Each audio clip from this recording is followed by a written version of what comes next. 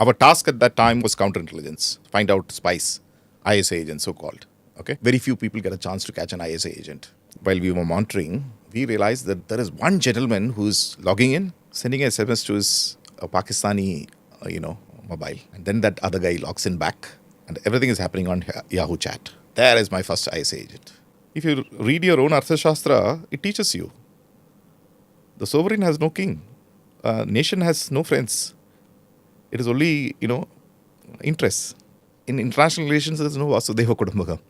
Okay, it's only Chanakya Niti. In the next 30, 40 years, there will be rapid explosion in technologies, which is unprecedented in the history of mankind. If you don't get charge of ICT domain, which is the strategic high ground of the 21st century, you're finished. Journalists are, the fourth estate, but they are organized people who are supposed to dig out secrets.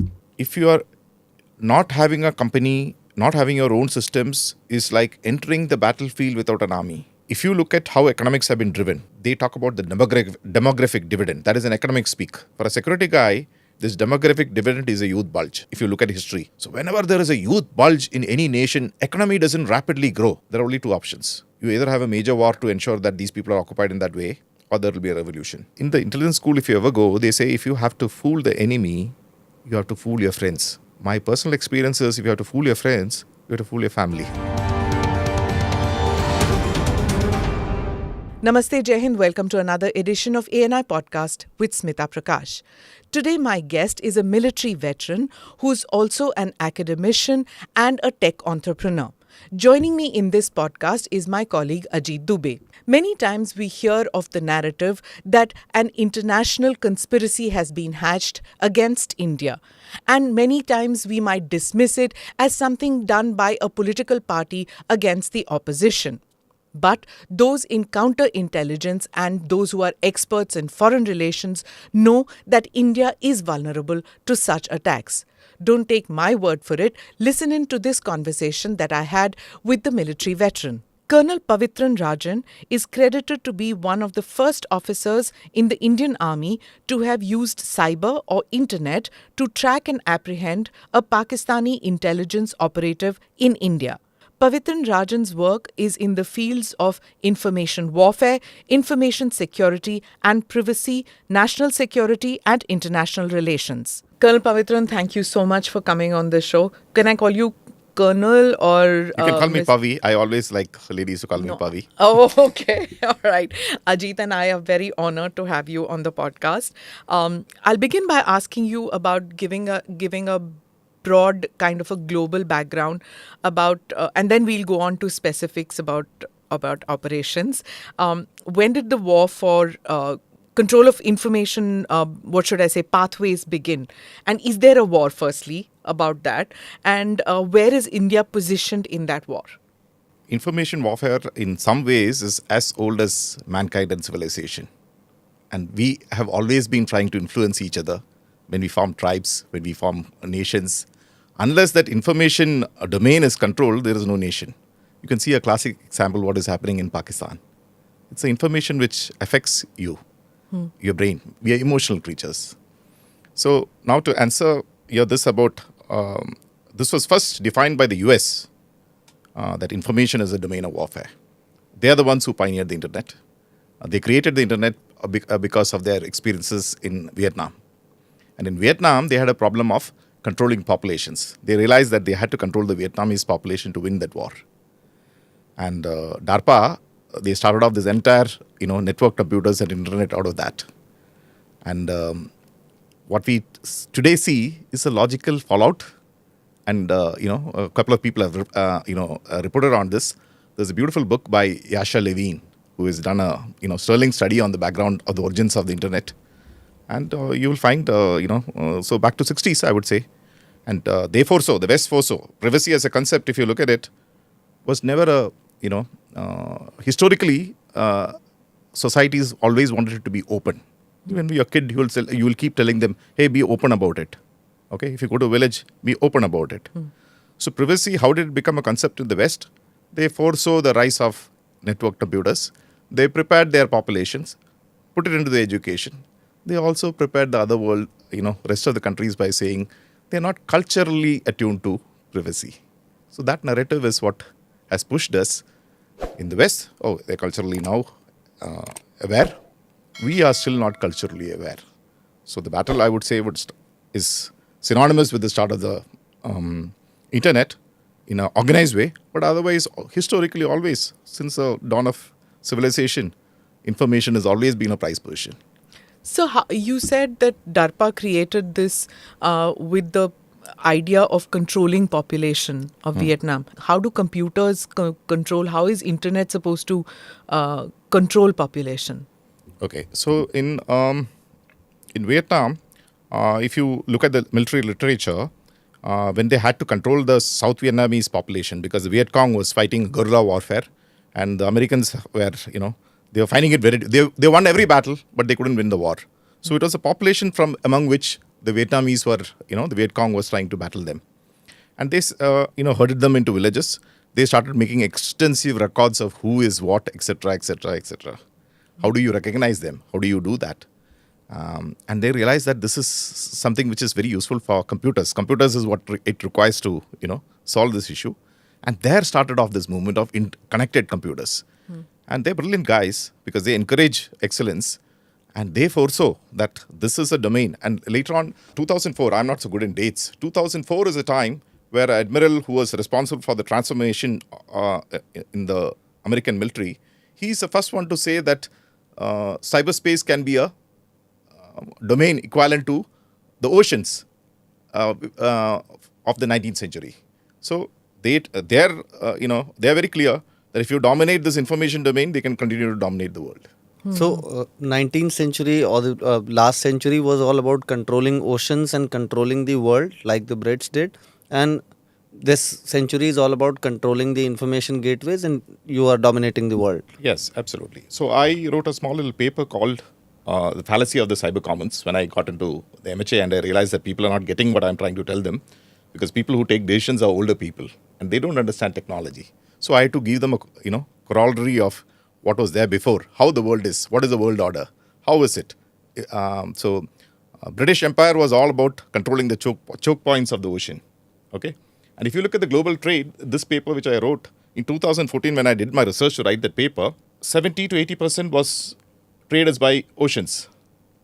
Land is quite little and some by air. Okay, trade. Internet, so that the whole trade was about, I think, 14 trillion or something. And if you looked at only SWIFT, that time I took out a number of 10 trillion per day. Okay, just SWIFT. And this doesn't capture the entirety of the internet, right? Everything to do with the information era, be it transportation, be it banking, be it your, what have you. It's all control of this domain. So if you control that, that's a choke point. You control everything. Right. So let's get to your story. You were just mentioning, for those who don't know, when Colonel Rajan says MHA, he means Ministry of Home Affairs, where Colonel Rajan was there in a capacity which he will tell us about. So tell me about your story. When did you move to military intelligence? I believe you weren't an intelligence officer initially. And when did you start tracking the internet? And when did you think that is where you will find spy work going on? Okay, I started off my career as an infantryman in a famous regiment called the Sikh Light Infantry. But I opted for an intelligence tenure. You're from Jal Narvane's battalion.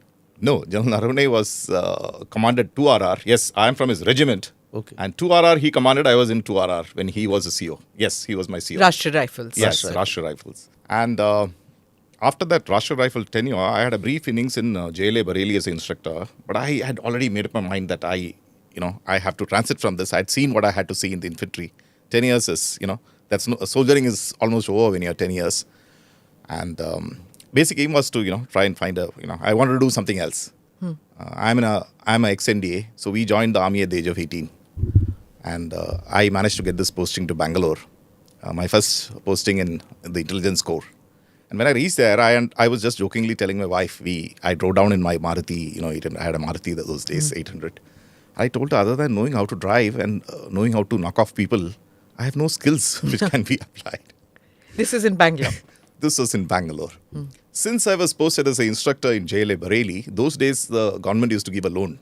And you used to get a fast-track loan for 50,000 rupees, which was a princely sum those days.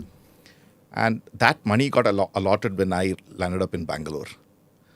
And using that, I set it up as a computer with speakers. That I used to listen to music, I used to play games. And I knew that Bangalore is an IT city, so this is something which I need to master.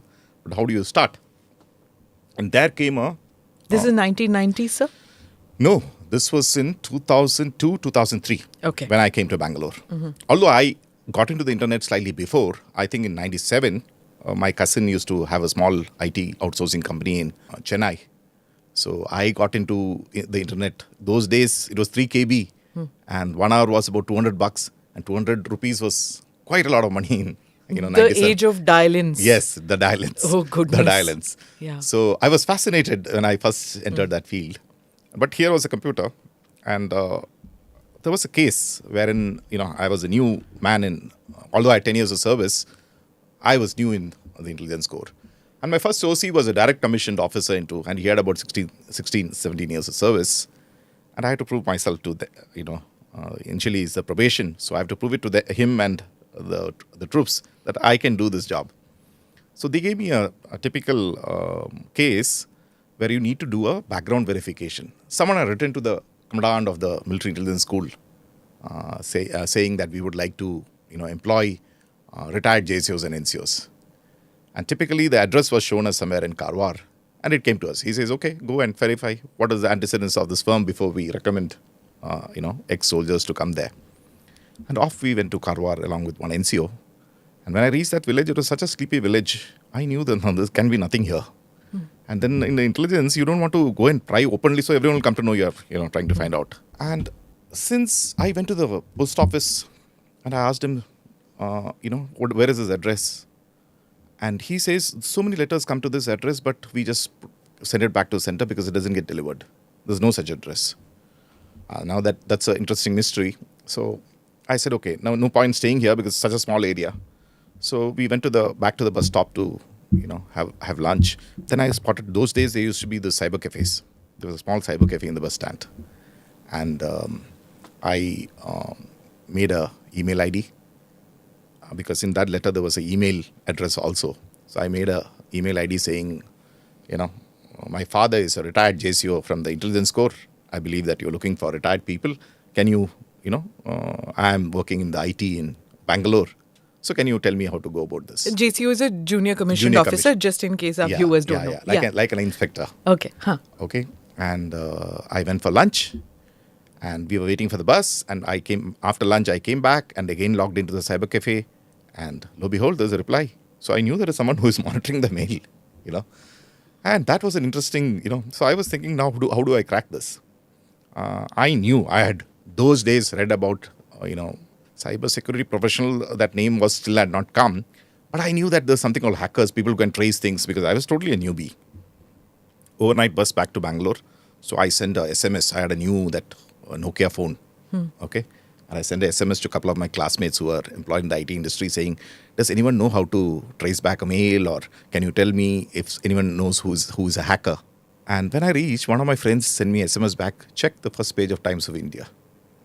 Okay. So I got down from the bus at Majestic, bought my Times of India newspaper, opened it up. There was an article on a hacking group called the Indian Snakes. Indian Snakes? Yes. That story was about a bunch of Indian hackers who was trying to target Pakistan. They had created a virus. And that the Pakistani data was hosted in US. And that virus had gone and, infected some servers in the US. And the FBI had filed a case. Okay. So I contacted Times of India office in Bangalore and said, who's a journalist who has done this story? I would like to meet him. So they shared the number. I called the gentleman and I explained, see, I just want help. If you can connect me to these people. He was trying to protect his sources. Sure. So he immediately said, sir, I can't, I don't know how to, but I usually send a word and they get in touch with me. So if you drop a number, I will get someone to contact you. but it's up to them. I said, fair enough. I gave the number. And I was still thinking, how else do I contact this? Because, when you give a case, he asked me, what is your assessment? I said, give me some time, sir. It looks strange. There is a physical address. There is no one there. There is an email ID wherein people are replying. So something is there. About 3-4 days back, after that, sharing the number, I suddenly got a call by a gentleman. Said, you wanted to be in touch with hackers? I said, yes. I said, are you a hacker? He says, no, but I can help you. I said, can we meet? So he says, come down to Brigade Road. I went to Brigade Road. I met this young guy, okay, who said, what do you want? You're still in Bangalore? I was in Bangalore. This person was also in Bangalore. Okay. Because I knew if that journalist has got that story, he must have physically, got it from someone. Okay, which he was not revealing. Right. So anyway, so I politely told him that this is a case where someone is mailing me and I want to know the background of this guy. I'm told we can trace out, if you have access to the mail. So he said, can you share your email ID, etc. I gave him everything. It was just an email ID I had created out there and gave it to him. He says, give me some time. After 2 days, he gave me a call. He says, okay, do come down, same place, Cyber Cafe. And he says, this mail originates from so-and-so town in, Karnataka. This is the email ID from which they have been sending you. This is the password. Look at the mail. They were into basically loan recovery. Okay, that particular organization, whoever it is, he was into loan recoveries and he had a huge number of mails. So for me, I had solved the case. Nothing beyond, right? So I made a report saying this is what it is. I feel it is suspicious because the address doesn't. But such a person does exist, but it is in another town. And I, lo and behold, it went up. And I got fascinated by this. So I wanted to sit with this guy and understand how do you do it. So remember, at that time, I just bought my computer. Left and right click was just about what I knew. Okay. And there was no meeting point where he could make me understand anything. So I asked him for suggestions to, read some books. Because those days, it is again still maybe I think 6 KB it had become. So it's very difficult to, I don't think Google must have been there. But very difficult to find out information on the internet. So it was physical books. So he suggested some networking books, this, that, etc. I bought them. I, started reading about it. Then I understood, okay, this looks interesting. And I need to, if I am going to stay in the intelligence corps, I need to, get into this more. So after about 4, 5, 6 months of study, I realized our task at that time was counterintelligence. This is Bangalore, counterintelligence. Find out spies, ISI agents, so-called. Okay. And my OC had told me, he showed that board behind him, which gives out a legion of names. So these are all very famous gentlemen who have tenured this appointment. But he says, I doubt if anyone of them has got an ISI agent. He says, if you want to do the job, very few people get a chance to catch an ISI agent. The Pakistani Intelligence Service organization. Yeah. Okay. So, because I was asking him, what's the job, other than these routine things, what's the job? So he says, our job is to find out, counterintelligence, find out the agent. Okay. So once I understood this studied this field, I had a plan. So I wrote a paper, typically. My OC just countersigned it. He says, went up. And after some time, it came down saying what the officer is saying is it's a conservative organization. No, at that time, this internet was not there. People didn't understand. So it's highly theoretical and this, not practical and it's not recommended. I'd asked for us because I'd asked this guy if I need to code this particular, malware, how much will? So $5,000. 5,000 rupees. Yes, but mark you, 2002, 2003, there was a princely sum of money. It was a princely sum. My take-home salary was 11,000. Okay. So it came back saying not recommended. So I looked at it. I said, okay, fine. Now what do you do? And then came this gentleman, Honey Bakshi. Same guy who was on your show. Colonel Honey Bakshi. That time he was a major, posted somewhere in Jaipur. He had come on a personal visit. He came to meet my OC. They were old friends. And whatever his work was, evening we decided to catch up for a beer again on Brigade Road. And while talking, my OC told him, this guy had written a paper asking $5,000. They did not grant it. They could have given it, just for that. So Major Honey Bakshi that time told me, Pavi, can you tell me what is the experiment which you want to do?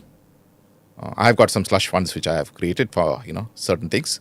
And because he's an intelligence veteran, I am just a newbie. if I'm convinced, I'll sponsor you.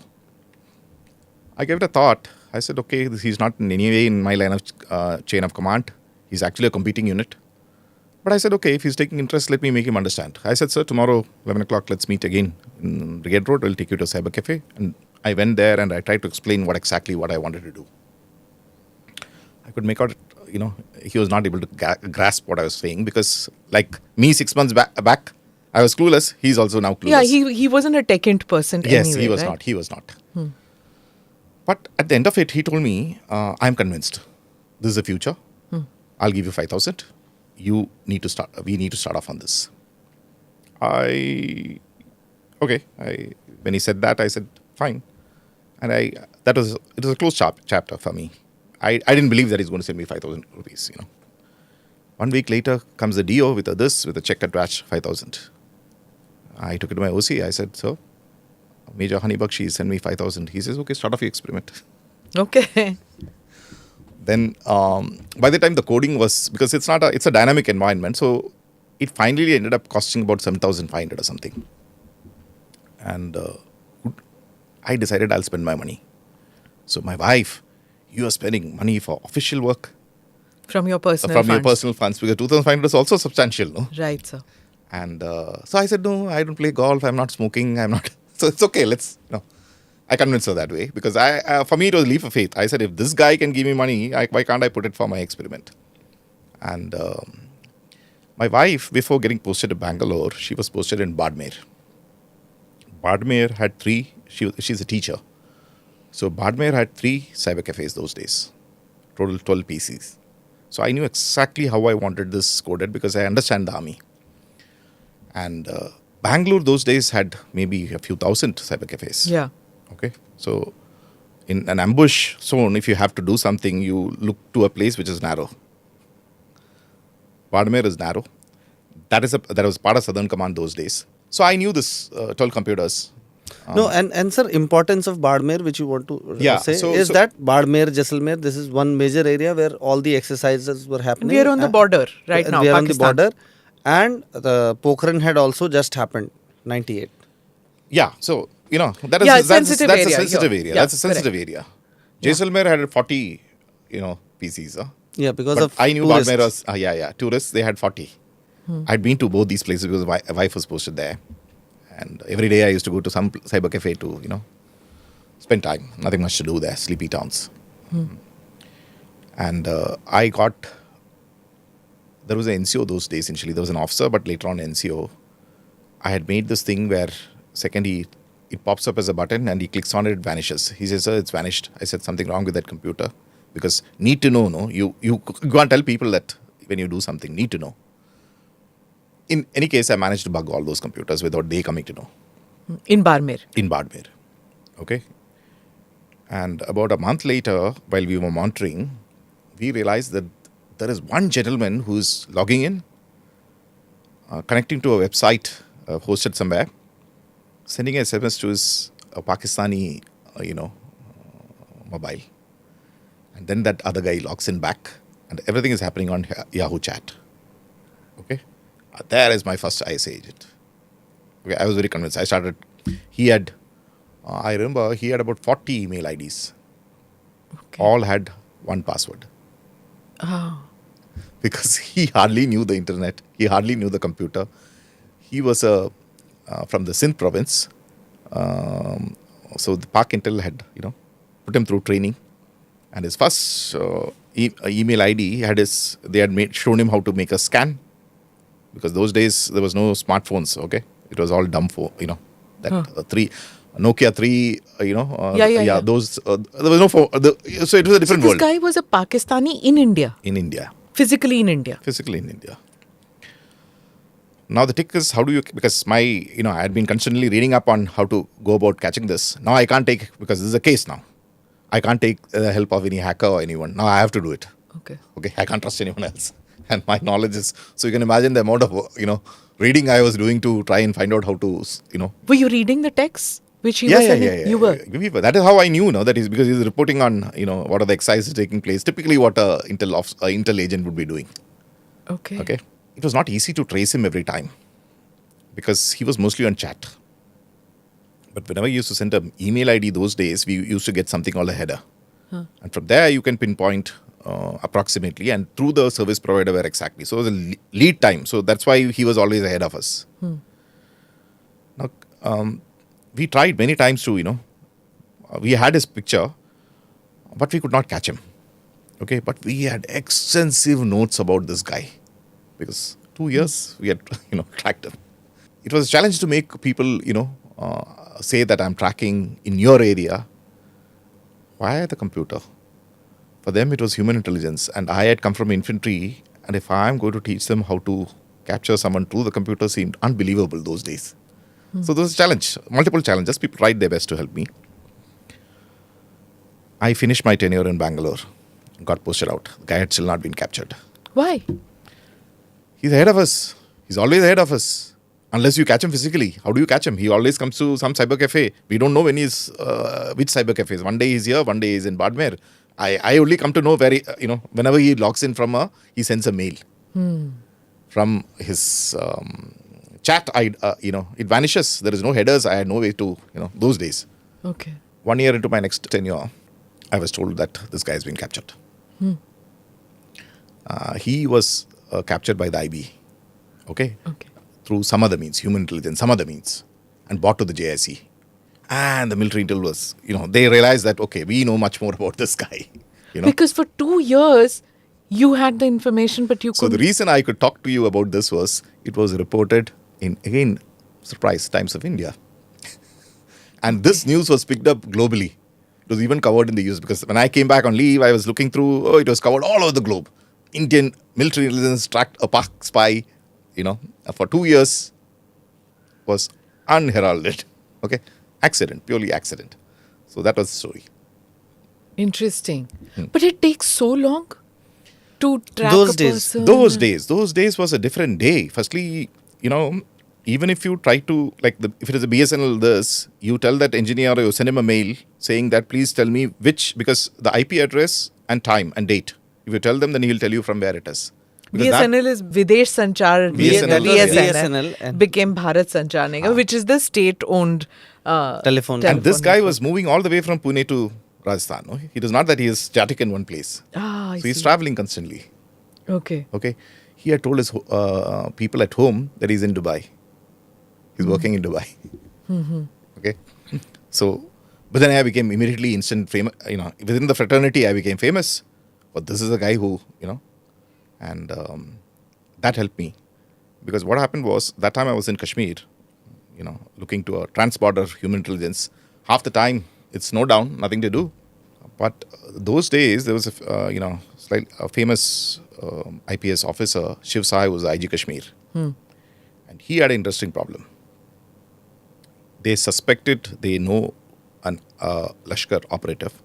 They could get the laptop, but they had no one who could analyze it in a forensic way. Okay? And they could only give it for, it can come in the daytime, night, next day it has to go back, because otherwise that guy will come to know. Unique case. So someone told him that this guy might be able to help you. Now, since I had moved up, my education was totally focused on, this domain now. I knew how to clone a computer without actual tools, without the forensic tools. We used to get some cracked versions of forensic tools, etc. So I knew, okay, this can be done. So when he contacted me, I said, you get it, I'll give it my best shot. I can't guarantee. He said, that's enough. So there comes the laptop. I said, give to me. So leap of faith for an organization to give a laptop to another organization. And that too in intelligence organizations. Yeah, they're very clannish about No, all because this, right? the training is such, need to know. The left and the right hand.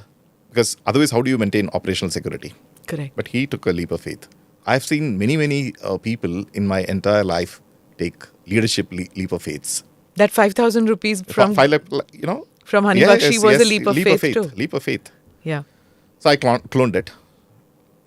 And I found out this guy was making posters in it in Urdu. The weapon and the symbol was there, rest everything was in Urdu. There was nothing much other than those posters because every time he used to wipe it clean. So I had just cloned it. This thing had gone off. It took me 2 days to, analyze the whole thing and get onto this, because a lot of junk files in it. He was fascinated. He had also given me 2 inspectors. So, that time the J&K police had directly recruited about 40 inspectors who were BTechs. But they did not know how to employ them. But for me, it was an experimental way of finding out. So I didn't want to involve them ab initio. Because I myself am finding my way on how to go about doing it. So I said, so this is the thing. He could read Urdu because he's from the J&K cadre. He says, okay, so this is proved. I never knew how that case progressed, because that was his case. And this was, can you train my people? I said, sure. So I told them, see, these are the tools which are actually needed, but I only have these sort of tools. It can't be produced in a court of law, but for an intelligence officer, this is enough, what I've done. And I taught them. End of the whole, 2 days of this, I made them clone a couple of this, cleaned them up, and wrote a small, note to the IGK, because I was deputed, I was lent to him for that time. So I said, there you have the ability to do it next time. If you have something similar, you can do it. So J&K police jumped into a powerful backer. Now he had another interesting Did they catch that guy? I have no clue. Okay, they will never tell you also, right? We'll never ask also, no? Oh. We'll never ask also. That's in our world, we never ask, we never don't tell. I forgot to tell you one thing. Once that ISI agent had caught, Honey Bakshi also was posted in the valley. I returned from leave and he called me. I've talked to your CEO. Please come for a celebratory meal. He didn't ask for that 5,000 rupees back No. from you. That 5,000 was still a princely sum of money. Yeah. But he was happy, Okay. And I spent that, he was cooking that meal himself. And we were having a couple of drinks, and I still remember that mutton. Amazingly, he made it. So then I asked him, we were chatting, so we became slightly, because army, infantry, we are slightly more formal. Intelligence is slightly more informal. So after a couple of drinks, then I asked him, I said, sir, I always had one doubt which I wanted to clarify. He says, Pooch. I said, why did you give me the 5,000? Because I just still can't put myself in your shoes that I have made slush once, which is already dangerous. Why will I declare and give 5,000 princely sum of money to someone who you have met for the first time? And he gave me a reply, which I've still not forgotten. He said, सच बता दूं पवी, मेरे को कुछ समझ में नहीं आया तू जो बोल रहा था, पर एक चीज मेरे को समझ में आ गया, that you are 100% convinced, and I decided to back you. Okay, so look at the leadership quality, and look at the assessment of the professional intelligencer. He knew that I was convinced. He decided 5,000 given.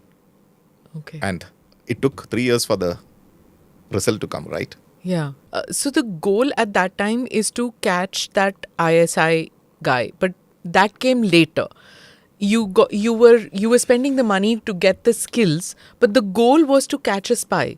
Is that always the goal for these? That particular organization in Bangalore was a counterintelligence organization. Counterintelligence organizations are supposed to catch adversarial, intelligence people penetrating into us. So that was a task. But to catch a ISI agent, it's like looking for a needle in A haystack. In a field. In a field. How do you catch him? He's taking so much of precautions. It's only by accident mostly. Okay. We didn't have the And tools. when you catch the trap, then like in our case, like when we are journalists, story mil gayi to hum dhandora peette hain, ye to hamari story hai. But here, if you catch, who takes the credit? Like you said, IB was there in one area, in another area is J&K police, and it's an intel operation. There are multiple layers of intel organizations operating in Kashmir. Is there a fight to take credit? Okay, my own personal experience has been, we are quite professionals. Okay, when the rest of the army gets an operation, which I have been also part of, it comes in the papers. When we do something, it might, if it's something mediocre, if it is something out of the way, it'll always become a top secret and you'll never be able to talk about it. Right. So the acme of your work is never known. And it's better never known. Your success is not known is a better thing? Of course, the professional requirement is such. So, and intelligence, when they teach you also, they say need to know. It is not that we don't trust you, you are senior. Need to know. It's a concept. What you don't need to know, you shouldn't know. Because of which, intelligence people are not very popular. Because So this, a lot of your work would mean hours together spent on, on counterintelligence measures and surveillance that you have to do trans-border also. And you were part of an organization at one point of time, I'm told, which did operations on this. Can you share a little bit about that? okay, not on the operations, but I can tell you, yes. We never used to go across. We used to employ people and get people from there. So that's a very, you have to plan and scheme for months before something, that fish takes a bite and it might still get away. Very, very difficult. But it's a very old profession. It's the second oldest profession in the world. So there's a method to it. Success comes not very soon, rarely, painstaking effort. But it's a fascinating work too. But I knew that we could do this better through the cyber medium. I was relatively new, although they knew that I had done something, which for them was, so people had faith. Okay, he was not Them meaning the core of military. the organization knew that I had not been making, success breeds, further faith. And at that time, there was an earthquake, the famous Uri earthquake. Okay, and then the borders were 2005. relatively opened up and people started visiting from. So this is how do I make people understand that what you're doing is good, okay, but this can be augmented many folds in a different way through the cyber medium. And where I was posted, there came a Pak civil servant. And our job was to go and meet those people, interact, find out, see whether you can become friendly. They knew that you're a military intelligence because the locals know that you're a military intelligence official. But you just go to greet them and say, sir, how do you find this place? From here, this, I hope you're being not troubled. That sort of chit chat. I had met an MLA too. So that MLA, that debate, people want, the locals want to see how you talk to them, how they talk to you, and who gets upper hand in the debate. It's a natural thing in the local. So the first MLA who had come, he started off by telling me, which I found, I'm from South, from a town, a city, Trivandrum, that's my native place. He said, we have always been ruling you. Okay, that's an MLA. From Pakistan. From POK. We've been always ruling you. And even if we try to rule you in the future. So I understood this guy is steeped in medieval thinking. So there's no meeting point. And out there, that, the principal of that high school, he was slightly embarrassed with that exchange. And he said, sir, next time there will be more educated people I will introduce you to. And there he bought this civil servant who was from this area, but who had gone across and he had risen up in Pakistan. So when I talked to him, those days Musharraf had just taken over power. And I asked him, sir, how is your experience in India so far? He says, I see a lot of human rights violations. So I politely told him, it's thick, sir, coming from you, because in Pakistan, you're using the Pakistan Air Force to bomb your own people. Here, we feel these people are ours. We are risking our lives using small arms. And I agree there's a conflict going on. There will be some sort of inconvenience. But can you even, Compare the two. compare the two? And when you talk about legitimacy of, the Kashmir movement, you now come from a state where a military dictator has just today taken over. So how can you even, talk about Azadi sitting and you yourself don't have Azadi? There were a few dozen people, listening to this whole debate. In Kashmir, you're still in Kashmir. It's in a border area of Kashmir where they speak Pahadi language. Let me just put it that way. So it was in a English and Hindi pidgin. My Hindi, they speak a little bit of Urdu, so it's not sophisticated. So I become slightly self-conscious because my grammar, in Malayalam, we can't catch the ka and the ki, But I could make out it was making a huge impact on the, people The sitting around, locals. other people. Because this guy was considered a huge intellectual of that area, He's originally from this place. He's gone across and risen up in the Pak hierarchy, civil service. And here is a junior officer just demolishing him. And he visibly could not answer me. So there was a lot of this interaction which used to happen. People who had gone from Kashmir, gone across the valley into Pakistan, come back and they would boast about Pakistan. So Okay, so that time it was not boasting. So this gentleman had become a naturalized Pakistan citizen. He was educated here. I'm told he was influenced by Jamaat Islami, so he migrated, and How did they come and go across? Because all at this? That time, because of the earthquake, people were allowed to come across And go. and meet their relatives. yeah, they used to Okay. come through those bridges which had been Aman created. Setu and all. Yeah, so for us, anyone coming from there is a rich resource. Now, if we can stay in touch with them, Okay. correct? Okay. And since we got introduced, Please explain to our listeners and viewers who may not understand what rich resource means in intelligence parlance. okay, so if you can get in touch with someone physically or virtually, if you can firstly identify whom you want to get in touch, you know them, you can make a connection. It's like a security problem. There is nothing called absolute security. Human ingenuity will always find a way to break them. Okay? There's nothing called firewall. All firewalls are finally, there are vulnerabilities, right? So that was also one part of reason why we were interacting. But they would be slightly more alert because here I couldn't hide. They knew you are an intelligence officer. But still we used to succeed. But for me, I had an ulterior motive here because here is an educated man and we exchanged, certain personal details. And I could demonstrate to my boss, who had no clue of the internet, that once this interaction has happened and he's gone back, I could monitor him sitting here, what he was doing. So he found that, like it was like black magic to him. So he says, but there is no operational intelligence here. I said, it's just a demonstration. Operational intelligence can happen. Operational intelligence can happen. That's when we pioneered certain methods of, and when we got into, the Pakistanis have, there were other organizations also in this game in India who had done it. But substantially the overall, acquisition of intelligence changed. Because my idea was very clear. Initially, I try to do things myself. I'm not a technical person. I try to do things, and things change very fast in this. It's a man-made medium. I realized you had to create professionals, industries, businesses out of this. Only then can it support you. So that was my small little contribution. I think Private enterprise. private enterprise. There are Why? Because of they will continue their research, R&D. They will do. They have to stay ahead of the curve. R&D in government is hard, right? Not as easy because you are finally governed by the government financial regulations, and it is not so agile to change to Correct. circumstances. That is why private enterprise will always outdo. That was a lesson for me. Yeah.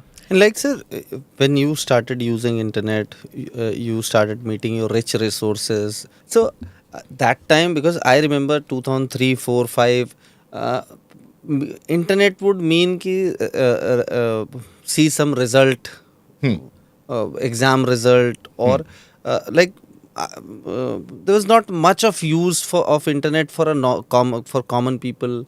That time, like you're talking about your seniors who would have joined the army 20 years back. So their exposure would be very little or no exposure at all. How difficult was it to explain to them ki yaar ye kya hai?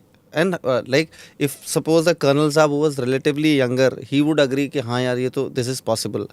But telling it to brigadiers, major generals, how difficult it was. How did they get convinced?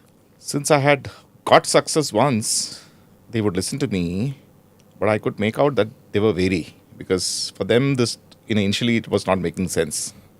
And this was a pre-Snowden era where the surveillance potential of the medium was not widely known.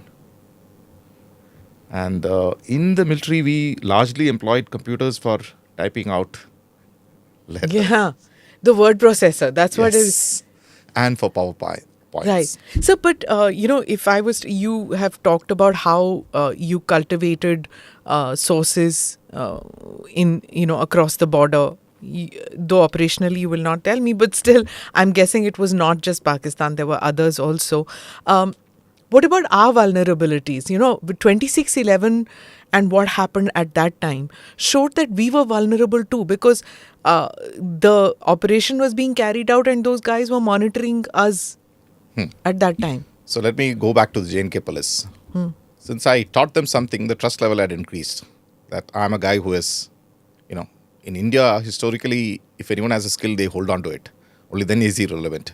Here I have taught the J&K police how to do a forensic analysis. Yeah. So the trust level had increased. And they had a fantastic penetration to, terrorist groups, human. Okay, they are the locals, right? They had a fantastic penetration, but they had a problem. Communication had started taking place via the internet. And the IG had no ways to monitor his own sources. Okay? So he introduced me to that world. For me, it was, again, a tremendous resource to be introduced to that medium with communicating to, these are terrorists. And they are communicating with the compatriots, and I'm sitting there and having whiskey with them. Okay? And it's a fascinating this. I think at least this would have been, almost a year before 26/11 happened. 2007 you're talking about now? Yeah, maybe somewhere a year around there. before. We knew that this Lashkar had started training in Mangla Dam for watermanship skills, learning swimming, this, that. We knew that they were doing that. We couldn't match that up to what would happen in Mumbai. Okay? And, I think, because I need to be very careful how I put this across. Right. You would have seen in the newspaper immediately after 26/11 happened, a Kashmiri cop was arrested for supplying them SIM cards. Okay? This came in the news. So it was, and we had so many competing organizations. I heard, Colonel Honey also say on the your show that he had also supplied. But largely, J&K police had supplied, Honey had supplied, and another agency also had supplied. I was aware of it.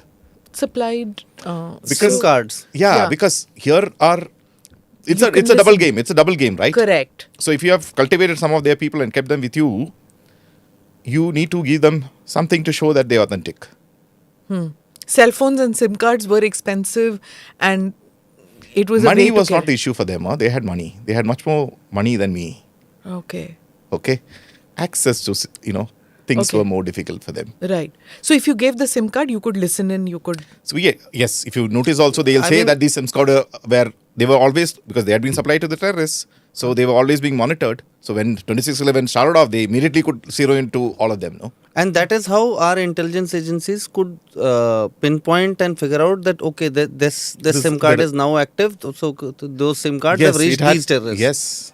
So it's a fascinating game, no? So it's not, I'm trying to bat and tell you that it is not that the intelligence is sleeping.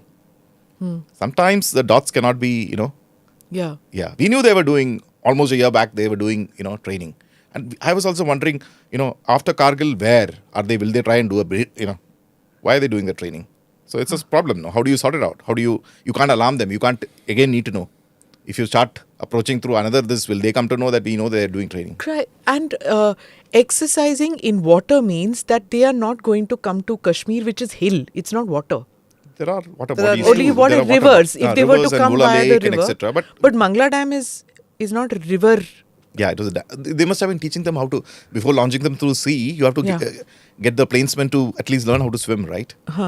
That's what they were doing. So it didn't occur at that time that, later in hindsight, I guess. Yes, we can- hindsight, it was very obvious what was going on. Correct. So on 26/11, what was the intelligence that you worked on? So other than Mangla Dam, when I was working with that, J&K police, another fascinating thing immediately after 26/11, which, I managed to lay my hands because we were doing a little bit of, sniffing Monitoring. around. Yes. Was an investigation by a Pak police organization, which had been tasked by the Pak civil government to investigate into the allegations of 26/11. It was a beautiful document wherein they had found out exactly where these people had assembled, where they were trained, which ship they had bought, where the money was, who were the people behind it. Okay? Damning, no? So there's no doubt that there's no doubt about the involvement of. They were trying to conceal that?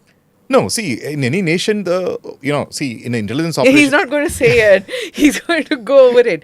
So you got your hands on this internal investigation done by Pakistan. So it wasn't just the Dawn article where the reporter reached Kasab's village. No. It was their own governmental agency investigating and saying, okay, it all happened wherever it happened.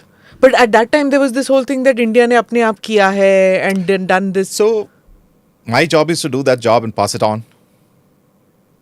My job is to, not look beyond, to get into the water voice of how our system reacts. How do you work in silos like that? Doesn't it frustrate you? I mean, No. to see the So, fructification. let me put it in that way. We are small cogs in a huge machinery. Okay? Even this writing today, when I do, it is only constructively where I feel that maybe people have not understood. And that is because of an interaction at a very high level when I was an advisor, when I realized people were ignorant. Otherwise, we used to sit and think, okay, people at the appropriate level must have done certain things for another motive. But when I started working at that level and I realized that they were not aware, then those people itself, very, very eminent people, they say, why don't you write on this? We need to write on So that. we had Mr. Vikram Sood also on this, and I had asked him the same kind of question, that the job of the research and analysis wing also is to do the research and give it. Uske baad, what the political bosses do, it's their thing. You were saying the same thing, that you are a cog in the wheel, but you've also worked with a person like Honey Bakshi, that organization. That was a doing organization. You didn't just collect and give it. It was to Exploit it implement also. and do it in areas not within our geographical borders. That always happens, no? So Even you have that experience too. I was an infantryman. So yeah, so I understand, but then many things what you report in the news might not be exactly the truth. No, that I'm sure that later on in hindsight you'll also realize in your own long innings. Was there a realization after 26/11 happened, the Mumbai terror attacks, that India is vulnerable to this kind of, because it's later that we came to know that Hadley had come here, he was doing the recce, all that thing came in later. So much later it dawned on me. Indian intelligence, mostly before these occurrences, was in physical space. Sleuthing was in the physical medium, human intelligence. There were cyber this also, but it was not extensive. I feel you need to patrol and lay ambushes in the cyber environment, because any terrorist activity or intelligence activity is mostly in the cyber domain. Okay, so that gave me an insight into we are not doing this correctly. Everything is owned by someone else. Like, for example, what I could do for catching that spy, that header, today you can't do it, because all the email companies, they have covered the header. You only can file a case and then they will provide. Like, for example, if there is Google Mail which is coming to you, you can't find out the origins without asking them. Asking Google. Those days it was permitted. Information is power. Now masking has happened. Yeah, they only give this. So if you file a case and if you approach them, they will give it to you. File a case where? FIR in a police station. The police asks, they will give it to you saying that this is suspected this. But you're warning them in advance that, okay, we are interested in this. And if it is their intelligence organization, do you think they will allow us to access? These are all mediums which can easily be changed, no? I knew that we were not doing this correctly. We have started increasingly becoming dependent on others. Others in the sense foreign countries. Foreign countries. And their networks. Yeah. For if you look at 26/11, the whole talk was happening on Skype. It's just because the Americans allowed us to listen in. If they don't allow us, we won't come to know what is going on. And they allowed us to listen in because their citizens were also stuck. Otherwise, would they have allowed us? I have no clue. Maybe they would have. Because I don't know. So the reason I'm saying it is because intelligence organizations by nature within your own country don't like to share information with each other. And then externally, unless you're an ally, they will not share, I'm guessing. And we were not allies with America. We were. We had an, Intelligence sharing. slowly, that relationship had started coming up. But allies, can you fully trust them? Spoken like a true intelligence officer. Can you trust them? No, because it's a... You're asking me, sir. I'm guessing that your training is not to trust anybody, not even your pet. No, it is not the training. It is a discipline. If you read your own Arthashastra, it teaches you. The sovereign has no king. Nation has no friends. It is only, interests. It is there in the literature. So, yes, You trust, the Americans themselves say trust, but we Verify. verify. Right. So where is your ability to independently verify? If you don't have an ability to independently verify, finally these are all zeros and ones, which can be changed in real time to show you something else. So allies spy on each other too, I'm Of guessing. course. And so there's no morality in this, right? Yeah, there is no morality in intelligence. But I remember when I came into this intelligence domain, a very old, officer told me, Pavi, people just since you're an intelligence officer might not trust you, so you have to be more of an officer and a gentleman than the rest of the army to earn their trust. You only do dirty tricks with people who are now a suspect. Otherwise, you are more of a officer and a gentleman. That's the only way you can carry yourself. So I didn't mean personal morality. What I meant was morality in international relations. That, okay, most people would think, civilians would think, or those who are not in the intel profession would think that, oh, this country has our good interest. Why would they try to spy on us or do any kind of conspiracy against us? Or not like in this particular case also, later on, we all know those things came out, and there were some questions also asked that if the Americans knew that all these things in advance, they knew that this was going to happen, why did they not allow alarm us at that time that you be careful? In my work, I don't speculate. That might not have been a priority for them, no? They would be more worried about their own security. This might not have been a priority. You have limited resources, manpower, etc. Why would they also? They would be, everyone likes to watch how it goes. It's a competitive game. Nations are, also competing with each other for a competitive advantage. If you come to know there is oil in a particular area, and who reaches there first might have a in the same basin might be split across two countries. But if you come to know about it first, you will get the oil first. You'll have a competitive advantage. I'm just giving a simple example. Sure. So you are correct. Among nations, there are no friendships. Even in war, if you study the Second World War and any war, when you are fighting also, nations still pursue their interests. Okay. And even when they're fighting together, there are so many examples in history where they are looking 2 steps ahead at the end of the fight who is going to have the competitive advantage. So the reason I'm also asking is because, when we fought the 71 war, we got no assistance from the Americans. In fact, everybody knows that, Mrs. Gandhi went out there, asked for and told them that this is the situation we have at our border. There was nothing that happened. And in fact, Pakistan was getting its weapons. They were getting for decades together. But then I'm told that when in the latest incidents that we've had on our Eastern Front, we've been getting intelligence, we've been getting satellite imagery, assistance. But that's also because right now it's American interest. Of course, they always, that time it didn't suit them to support us. Today it suits them. So back to what Ajit was saying, that they have it. Now it is because it works. It's always like that. No? If you study international relations, if you study spycraft, it's always like that, right? If I've got resources, why will I, in international relations, there's no Vasudeva Kudumbakam. Okay, it's only Chanakya Niti. Okay. So, in personal friendships, great. Among nations, if you're not part of intelligence or if you're not part of the ruling, establishment, you have to be careful. When you're a private citizen, America is a great friend. I've got so many friends who are citizens there. I look forward to visiting that place. You have also predicted that there would be trouble on our Eastern Front. And this was recent. You've been doing research on what I've written. What you have written. Yes, I have. Yes. What tipped you off at that stage? Reading the tea leaves. See, I'm a curious guy. So if I got into this field, that's one field which people thought that, but my interests have always been varied. I like to read. And I realize if you only stick to one discipline, you will not be able to, you were stuck in that. If you know 10 disciplines and you approach the same problem from 10 disciplines, your insights will be much more. I've seen this as a problem when dealing with a lot of policymakers. He will try and tell, if you try to talk cybersecurity, he'll say, hey, let us talk that cybersecurity. I said, no. There is implication, cybersecurity, geopolitics, international relations, trade, economics, everything.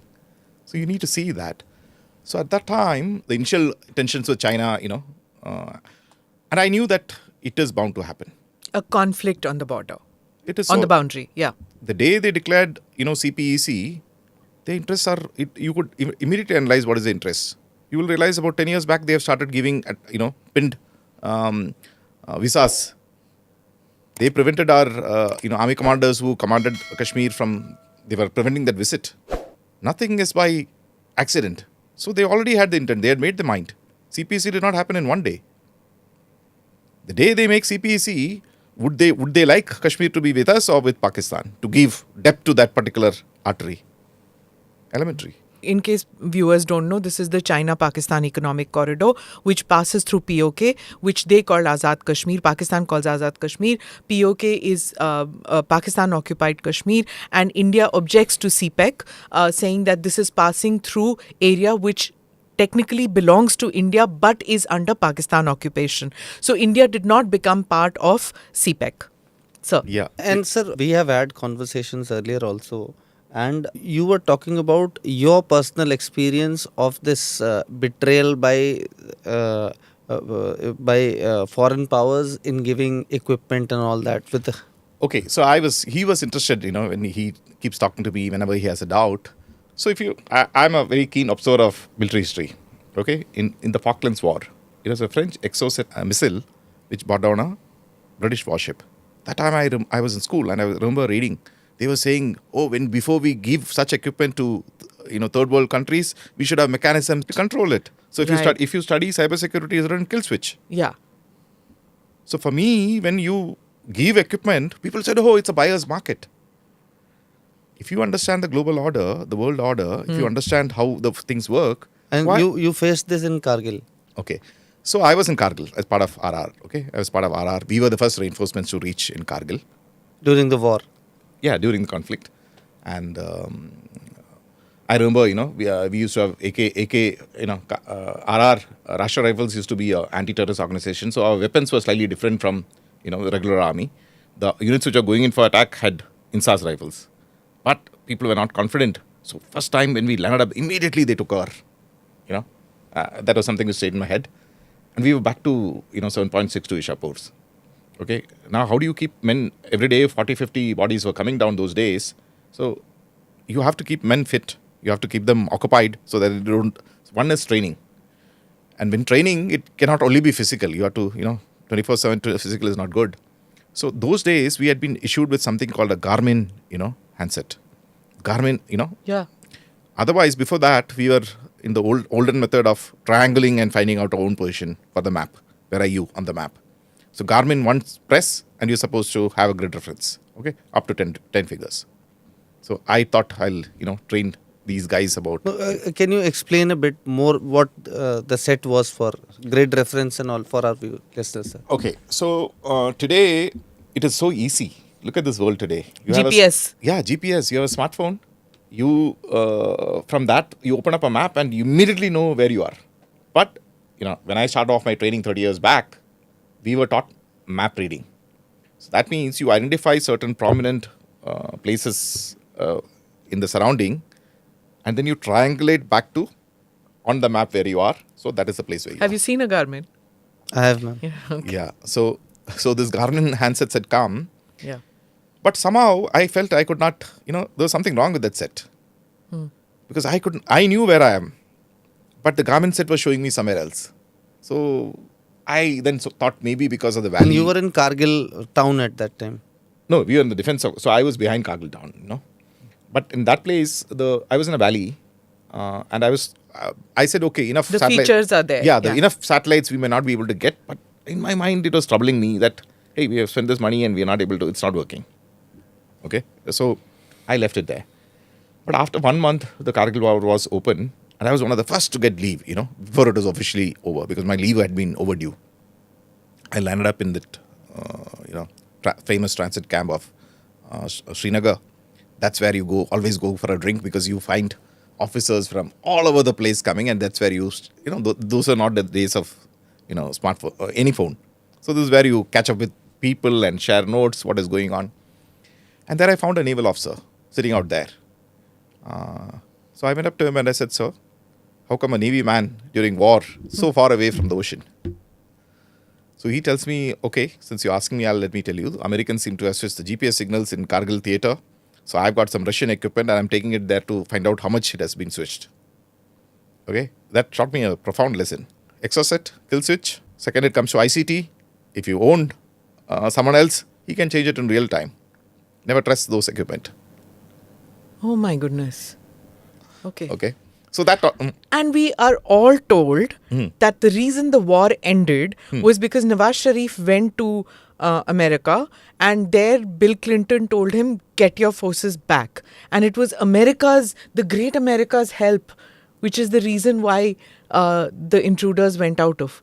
But at that time, that kill switch was also on. No, it was not kill switch. They had switched the signals in that entire Kargil theater. I don't know what was the reason. Switched off the No, signal? no. They were not showing the grid. Like the Garmin was not showing the position accurately. So they could Was see. it deliberate or not? Nobody knows. No. right? It was without doubt it was deliberate. It was deliberate. But what was their aim? Were they also trying to ensure Pakistanis are not getting, because they had supplied those radars, gun locating radars to Pakistan. So I don't know, but the fact they switched, I realize is, so it's controllable technology. Yeah. Okay, so that taught me a lesson, and I could relate it to that. When you study, cybersecurity, when you go through literature, you Right. start talking about kill switches. So it's not only kill switches; you can also alter things. It taught me, So right. So I'm going to come back from Kargil. I'm going to come back to the eastern sector. If that's the case, sir, then handsets that Indians use, that has Chinese technology. So much of our information technology uses Chinese products. Could the Chinese be using that data or whatever they're gathering? Without doubt, data is the most valuable resource in the world, and if you can get something very valuable, will you leave it? You definitely will exploit it. Why do you think the Prime Minister is talking of Atmanirbhar? He sees it. I can see it that he sees it. Atmanirbhar is, not just political messaging. It's a very, very important component in national security. And it's got so many added benefits, no? Because we are a very young population, growing rapidly. Where are the jobs? But that is not the only thing. If you don't get charge of this ICT domain, which is the strategic high ground of the 21st century, you're finished. You've even said that if you can get data, you don't even need to put boots on the ground at times. You don't need to cross borders. You have said this once, somewhat similar. So yes, when this privacy debate had started, in fact, like I said, I was lucky to work at a very high level of governance, and I was allowed to challenge, existing dogma. See, when you are in the army down below, everything cannot be questioned. Things.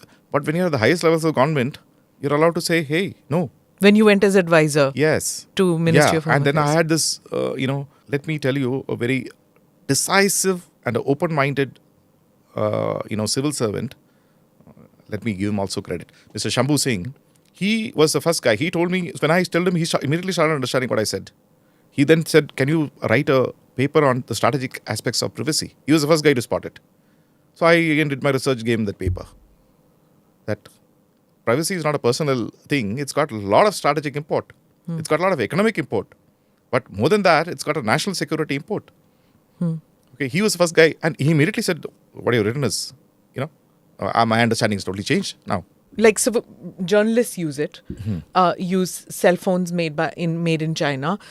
There are organizations which are doing, many of your media organizations or even organizations sitting in Bangalore would be using Chinese technology. And the market is dominated by the Chinese it cell could phones. be even a retail shop which is using Chinese technology. And they might think, "Arey, hum to chawal bechte hain. Hamara, how does it matter if I use?" Or even Chinese for journalists, they like a lot of journalists, they have this Chinese sets. When they are using it, the mindset is, अरे मेरा कोई क्या monitor करके क्या ले जाएगा? I'm not doing defense beat. I'm not doing. मेरा क्या फर्क पड़ता है? Is it dangerous? Journalists are, in one way, the fourth estate, but they are organized people who are supposed to dig out secrets. So, for example, if I want to get into the Indian military and I'm sitting in some other part of the globe, Ajit Dubey's phone would be a very valuable input for me because journals will hide their number. Ajit Dubey has got nothing to hide. He's just a journalist. He'll be happy to interact with so many people. Like I said, the interaction. If I interact, I can get into you.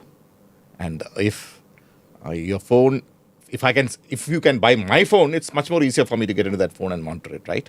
If it is only by some other company which is not under my control, then I have to try and find a vulnerability. Otherwise, I own it.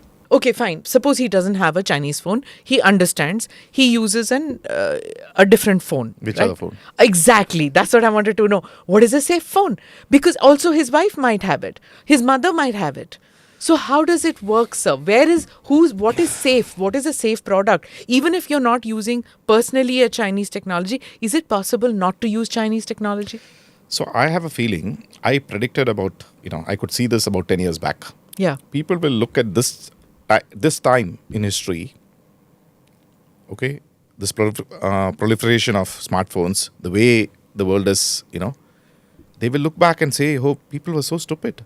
A smartphone is, I would call it the pinnacle of human innovation. Okay, it's got about 30 sensors in a very small form factor. It is such a personal device to you. It is that all those sensors, some of them even have a radar. Okay, they have, the latest some sort of phones have those radar too. Can you imagine that the whole thing is owned by companies? It is very evident those companies are under laws where they have to cooperate with their security establishments, whether be it US or China. Okay? And you're carrying it around happily, saying, I have nothing to hide. Everybody knew it was like these servers, the routers, they were all based in America. But you've also said that China, at some point of time when it became a middle income country, it realized that it needed to control information pathways. So tell me, if they realized that and they did that, why? At what point of time should India have done it, and is India doing it? We are not yet a middle income. Okay, for your viewers, let me put it this way: Huawei is considered a company which the US has just gone after. Why do you think they've gone after? Because such a powerful company. The founder of Huawei was a former military officer. And if you look at the literature... In China. A Chinese gentleman. And if you look at the record, he met the, that time ruler of China, I forget which year, Hu Jintao or the person before that. And he clearly told him, if you are not having a company, not having your own systems, is like entering the battlefield without an army. If you enter the information and digital age, you not having your own product companies and entering it is like entering it without your own army. And immediate change. Here, we stumbled into the IT field. The literature is very clear. Slowly, things started sprouting up. Those 3 kbps became 6 kbps and increased. And, we started getting jobs here. Where was the strategic planning? And overnight, this became the hottest industry, the IT industry, the outsourcing industry. And who are the bodies representing? The whole ministry was created later. And their only job was to facilitate this and make it grow. The strategic thinking of that domain was missing. Even today, organizations like NASSCOM, etc., are the most well-funded organizations. But who do they represent? Do they represent India? Do they represent other interests? There are a lot of things which we need to do to defend a nation. For example, I am one person who has said that we need a lobby act. We need a foreign agent registration act. Because I have seen, when you make a policy, who are the industries which are called to take inputs? Who are they representing? Today, if you say, handset manufacturers, which are the biggest handset manufacturers in India? So if there is an organization representing them and if they come and sit on the table, they are funded by those same manufacturers, they will talk the language those manufacturers want you to talk. Can you take that as an input?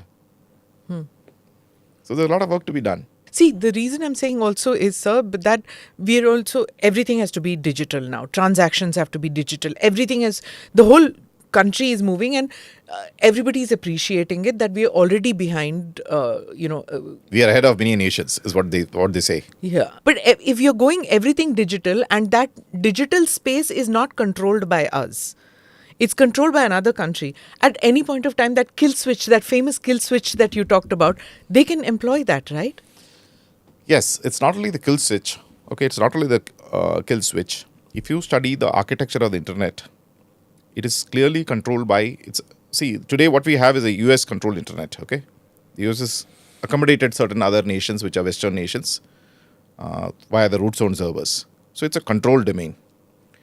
Some years back, Putin, once he started realizing the danger of the internet, he started creating technologies where he said, even if Russia is totally isolated and cut off, our digital infrastructure should stand up. Okay? The Americans openly said, in this internet, it can't work. Okay? If you look at the Ukrainian war, one of the first things which Zelensky asked, there is an organization called ICANN which controls this DNS servers, root zone servers. He said, please kick out Russia from internet. Do you know what reply ICANN gave them? He said, that's not our mandate. They didn't say it is beyond us. That is not our mandate. But do you really think if the war is actually, hot war between West and Russia, will that mandate change? They control it. So when you are transiting towards a 100% digital economy, I was approaching this from an academic. I had the knowledge. My aim was to, warn the country, write about it, tell people, because a lot of other people started saying, no, Pavi, you need to write. You need to come out. Sir, we are talking about how internet can play a role or these agencies controlling internet. Now, we have a situation where most of the troops, the men, they have one or the other Chinese handset. They're deployed in the front areas. Lot of infrastructure, the IT infrastructure created by the government companies as well as private companies, they use a lot of Chinese equipment because that comes cheap and that is easy to install. So that must be getting used in the networks also. Suppose tomorrow there is a hot war. Today we are in a military standoff for the last 3 years. Tomorrow suppose there is a hot war between us and them. Can they use this, their handsets in India, their equipment in Indian networks to their advantage? Hugely. And if yes, how? Okay, so let me tell you, one of the things which are operationally very important is the position of formations. Okay, which unit is where, at what time, real time. That is something which the opposing army is always trying to find out. Okay, in wartime, things will rapidly change. Everyone will maneuver. It is very difficult to even discern our own because they'll change the name of the brigades, they'll change the name of this, they'll paint so much of pictures. Here, the Chinese would have by now, because the OEM layer for the handset is a Chinese layer, they would have easily been able to identify who are the Indian soldiers. Okay? They would have been easily been able to identify which are these units. And when you maneuver, they will be able to discern it in real time. Okay? Maybe even better than our own generals.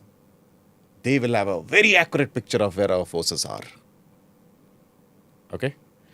Now, another thing is, in the standoff, you might have seen maybe a year back or something, there was a report that the Mumbai power grid had been shut down by the Chinese. This was disclosed to us by an American firm. What was the initial reaction? No, it was just an accident. It was an error. Till the time that American company again pointed out, we had two committees, one a state government appointed committee, one is a national, central government appointed committee. They took some time to discern, yes, what the American company has warned us is true. Isn't it frightening? We are not aware. Did they try to send us a signal by switching it off to tell us, to warn us? We are not aware. Sometimes I feel that, when armies stand off, they signal each other. What are their capabilities? What are they this? Clearly, about 5-6 years, I pointed out to various people. Xi Jinping had clearly told the PLA, be ready to fight a war in an intelligentized environment. So what is this intelligentized? So it's not Leh Ladakh. They've hit the hinterland too. Hinterland too. Mumbai. They're telling you that we have this capability. We can do this. We can do this. Yeah. Which means if they can do that to an electricity grid in Mumbai, they can hit Bhabha, they can hit anywhere. I don't know. See, as a military man or as an intelligence professional, I have to talk specifics. I can't speculate. Correct. I have to plan for that. That they have demonstrated certain capabilities. Like he's asked me this question, can this handset data help China? I know it can. If I have, if I have created maybe 1 million smartphones, which is deployed globally, I'll be able to monitor it. AI will be able to discern patterns, saying, are they always moving together? Are they a unit? Are they a military? This Right. we can discern it. And sir, like related to this only, now there have been advisories issued to military personnel that don't buy Chinese phones. These are dangerous. And some American phone has been recommended. I would not name it. Some American But phone also, has don't use Facebook, don't use use Twitter, Facebook. don't So- use social media. So, all these, are they five? Are they safe? Are they not? if like suppose even if they are not using the social media apps, they are using that phone. So in a way you are saying that the Chinese will not be able to monitor you, but would somebody be, is that the safe thing to do? So here, it is very clear that it is a surveillance globe. Okay, we are in a surveillance era. Everything is, I call it, one is the back door. The world talks about the back door. We are not looking at the front door. Okay, let me explain what is the front door. Supposing there is a handset with an Android operating system. If there is a vulnerability in the Android operating system, that's a backdoor, a vulnerability. So people, Google takes out advisories. They tell you to patch it. They release patches. They've got a bounty system where if anyone finds a vulnerability in that, they'll pay you money, handsome money. Okay, so that other people cannot look into it. What about Google? They have the data. Likewise for Huawei. Why do you think the fight started? Okay, they have the data. Now, Yeah. what has the Chinese now done? They brought out a law. All Chinese citizens, all Chinese companies will assist their, if needed for Chinese security. What does it mean? It's an open law. America has FISA, a secret law with a built-in gag order. We see that. We don't have that in India. We have nothing in India. We have a fundamental right, privacy. That is still a legislation yet to happen. Will it be a coherent legislation? We will wait and see. Right. So you've spoken about how the youth in India, it's our strength, but it's also this largest Term, the youth bulge. youth bulge that is the largest in the world, and they are vulnerable, susceptible to information warfare, and how they can be used. You see, there's also this thing that whenever somebody says, "Oh, this countries tried to influence," whether it was the CA agitation or whatever, when anybody turns around and says foreign media is writing, "Oh, this government, they want to talk about foreign conspiracy all the time," nobody takes it seriously. But those who are in the intelligence organizations realize that there are countries who will try to manipulate youth and who will try to manipulate narrative builders in India, right? I wrote a paper many years back to make people understand, our policymakers, because I understood there is it was always looked at technology. Who is better in technology? The younger generation. Now, for the first time, the old wise men had to rely on the younger guy's input.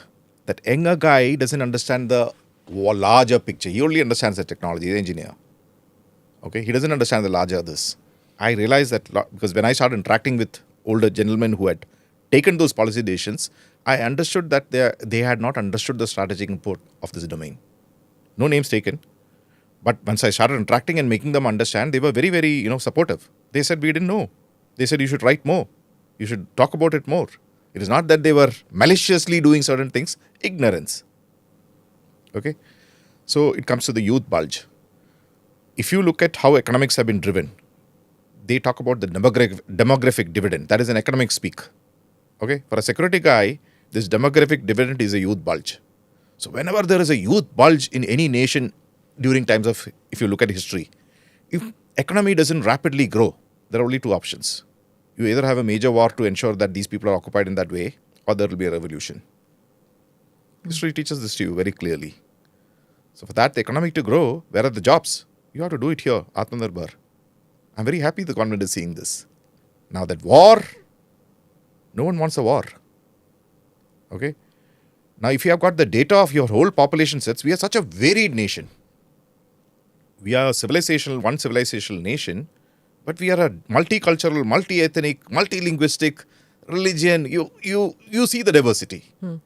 if they have all that data with them, they can easily upset our social cohesion. They can make people, competitively fight, talk about things which will provoke. For example, 2 weeks back, I went to Pune. Okay, regimental officer. He was planning to settle down there. He's already he settled. He says, but Pavi, I would like to go back to North. I said, why, sir? You are happy here? You've been settled. He said, yes, but I met a gentleman who said now people from the North have come here, and see, that one comment has made him think. Why should I? I said, sir, how does it? I don't think they're talking about you. He says, I know, but they did talk about it. Talk about? That the people from the North have come here and spoiled the culture. That is an isolated statement by one gentleman who Sure. must have had a, bad Yeah. experience. Yeah.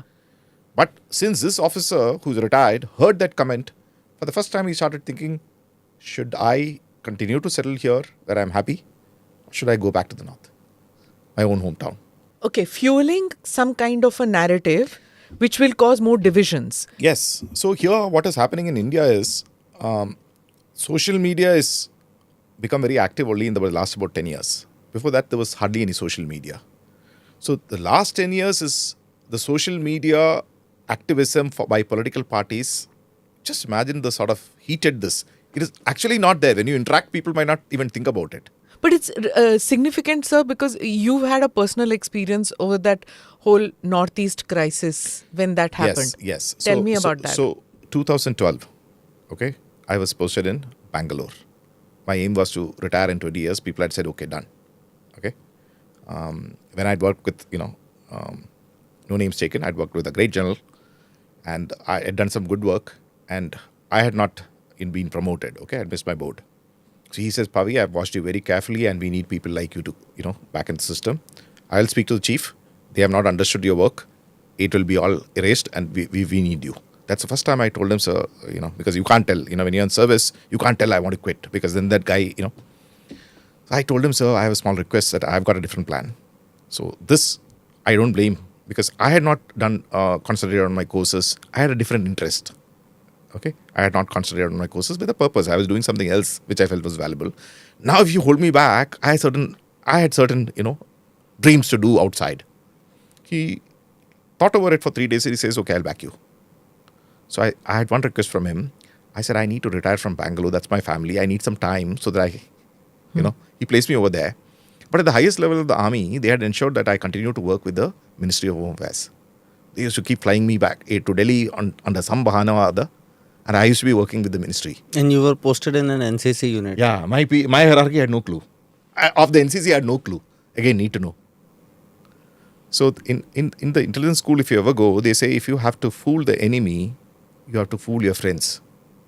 My personal experience is if you have to fool your friends, you have to fool your family. Mm-hmm. Okay. So nobody had any idea. Of course, because They knew something was going on. they had no clue. Whenever I used to be called, the MO directorate used to fly me in secretly. I wanted to wriggle out of it, but it's not a very comfortable. I didn't want to get stuck in any place, and I was seeing what had happened to Honey Bakshi, But I remember the MO, that officer telling me, sir, this is totally signed, okay, right by the chief. Otherwise, you wouldn't come. So my this was, sir, can you get me out of this? He says, beyond me, beyond my pay grade. You're moving with the express sanction and direction of the topmost. I had never met the topmost, but he told me. And there I used to go and interact with, because the ministry was fascinated with my work. So what was it that you were doing with the Northeast? So at that time, information warfare, I got posted to the Northeast. And by the time I reached the Northeast, I had a good spoken reputation. Okay, in the military, that's what happens. People get to know, people try, you had a good spoken reputation. And I served with a great General D.S. Huda, okay, a surgical strike fame. That time he was 2-star. So I landed up there. Straight away, I was told the GOC wants to meet you. And he started off by saying, I didn't even know his name, who was the general. Just before going out there, the ADC had called me. And I went to meet my boss. He says, you're reporting this tomorrow. I said, the GOC, I've got someone saying the GOC is calling me. He says, go. So I went to the ADC, who was a lady officer. I said, can you give me a pad and a pencil? She said, yes. I said, what's the name of the GOC? Okay, that's the first time I heard the name. I said, which regiment? He said, okay. So I went in. He says, Pavi, I know everything about you. For an intelligence officer, that statement is Okay, not very comfortable Not though. very comfort. Not only for intelligence officer. When I am an ex-NDA, they say never stand behind a mule, never get in front of a senior officer. So there is a senior officer, the boss of the place, saying, "Pavi, I know everything about you." Dangerous, no? Okay. And there I was thinking that I'll mark my time and slowly fade away. He says, "What can we do here?"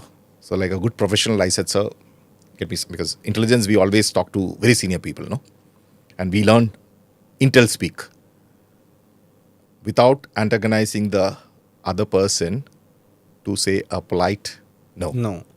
So I immediately told him, "Sir, I don't know, sir, in such a remote area," because I was already affiliated with the Cybersecurity Research Center in the Punjab Engineering College. He knew all that I had been trying to do some research, trying to do certain things on my own. So he said he knew, he had found out everything about me. So I said, "Sir, I don't know whether in such a remote area in the Northeast, whether we can do something to do with information warfare. So give me some time. I will come back to you." So he says, "How much time do you need?" I said, 45 days. I could make out from his eyes, no, he's not happy. Then I immediately added on. I said, "But at the end of it, sir, it will be a firm yes with reasons, yes, why we can do that, or a firm no, why and why with." So he said, okay. He was not happy. So I had to carefully calculate, because the rest of the army, what it does is this, when you enter the chakra view, correct? Abhimanyu knew how to enter. He didn't know how to get out.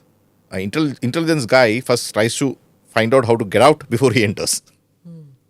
Because you can always get stuck. So that's where your infantry and your intel Yes. capacities came Yes, into force. I felt it was a tremendous advantage. Okay, because I understood the... Infantry is to go inside. Yeah, I'm just giving you And, and your military intelligence tells you how to get out. Get outside. Because if you go in, the infantry will have there'll be artillery support, engineer support, armored support. Correct. Intelligence, there is no support. So you better find your way out. Okay? It's not only you. You're going to carry other people. Maybe you're going to carry one person or two people. Correct. Their lives will be on your hand. So you better find the way out before you enter in. Okay? So I had to find out the environment. I had to see how the environment here. But I found out that this general had a great spoken reputation. And I said, okay, this is a gamble. Because if I'm successful, he has got some ammunition to back me up. But otherwise, I can get stuck. That was my, But I took another leap of faith. And I said, okay, let me give it a shot. We took down a major insurgent group. No names taken. No place this. We just picked up the top hierarchy from neighboring countries because of a multi-agency operation. And I saw how a general can orchestrate. No? The mark of leadership of a general is how he uses his leadership qualities to marshal the resources along with him. And what resources are not available, because coordination with the other agencies are not resources marked to him. But by sheer personality, he could influence, national level agencies and other people too. And he could even orchestrate a ministry to back him up. And very quietly, not a single shot fired. Almost 80% of the top brass of insurgent group is quietly arrested. All of them got tried. That was the first case of the NIA. All of them were convicted. Never before it had happened in the history of India. And TechInt had a major role to play in this. Okay, when you talk of TechInt, there are TechInt agencies. Okay? They could not do it. But I could do it. Because if you talk about information warfare, you will talk about individuals. An individual can make a change. How did I do it? Because I had 10 years of experience creating that, network and that industry. So I could easily orchestrate. And I was a godfather for a lot of people. Because they were looking purely from a technical means to do something. They had never applied a military mind. I had a military mind. I had that military training. I could look at it from, so I created, and I could outdo what the others couldn't do. Okay? But you have to do it in such a way where you don't get stuck. That's art. Right. There was this other operation, sir, when, there was this rumors which were floated about Northeasterners. Yes. So that also you were involved with. Yes. So this I was trying to tell you. So there I was in Bangalore in NCC. Okay. Just marking my time to quit on the surface. But under the surface, I had to do a lot of work.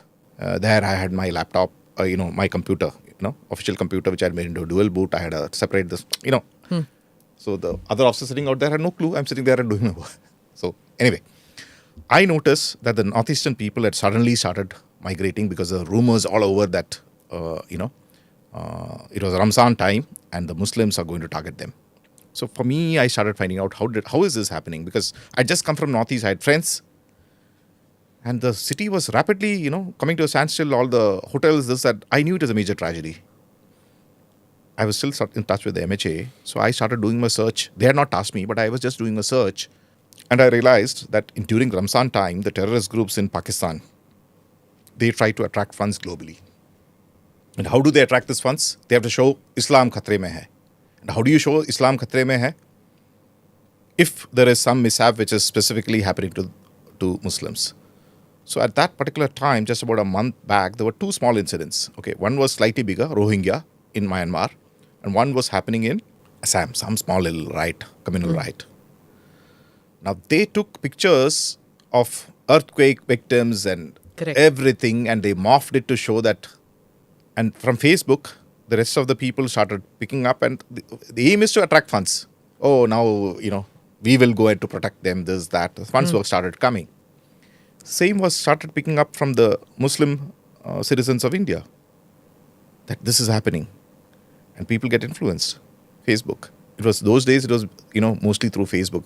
WhatsApp had still not come. Okay. And that's why, and the northeastern people, there are about 400 plus tribes there. In the northeast, they are at each other's throat. Okay. There are always some communal, like what is happening today. Second, they come to the interior city because of similar ethnicity, looks, etc. They are all brothers and sisters and thick friends. They stayed together. So this message rapidly started spreading among them. And that is why this exodus. So the rumor which was spreading around at that time was that once Ramzan gets over, or during Ramzan. No. Once the Ramzan gets over, the Muslims are going to kill us. That is why they were panicked, because they can't hide, no? Their features are such, they can't hide. So they was just scooting off. Panic. Panic, once it affects, it's very difficult to control. So panic from rest of the country to go back to the northeast. Northeast. Yeah.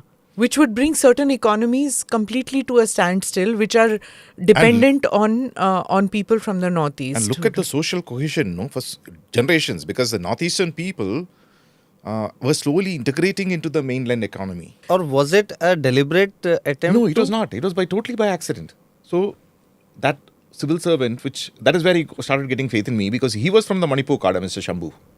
So Yeah. I never used to call him, because for me, like, I was still in the army. Okay, the army leadership had given tacit blessing for assisting them, but I didn't want to get stuck. And but for the first time, I gave him a call. And I told him, sir, I hope you are on top of the situation, what is happening of the northeastern people.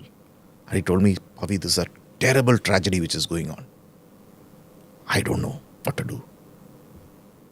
Do you know how we can stop this? I said, sir, this is the background to it. There is this website where another guy has also compiled this whole thing. I'll send you the link. These are my analysis. I made some point and just mailed it to him.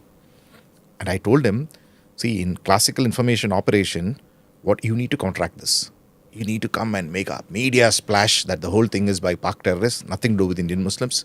Reach out to community leaders in all the states, including the Northeast. And it has to be a total which they brilliantly orchestrated. And it just dissipated. Countering it with facts. Because this was disinformation which was coming from It was by across- accident. The disinformation, what was happening was by accident.